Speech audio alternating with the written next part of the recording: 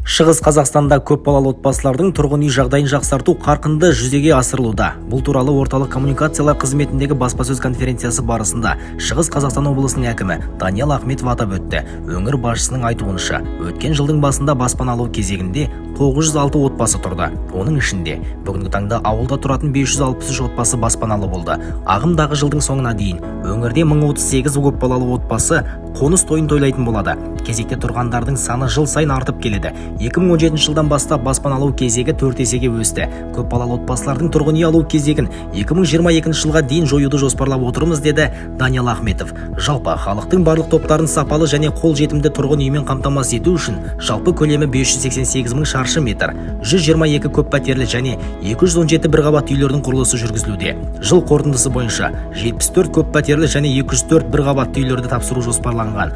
Бұл 519 мың шаршы метр тұрғын үй немесе 4900 пәтер деген сөз. Жалпы тұрғын үй құрылысына 2019 жылмен салыстырғанда 1,5 есе өсіммен 30 миллиард теңге инвестиция тартылды.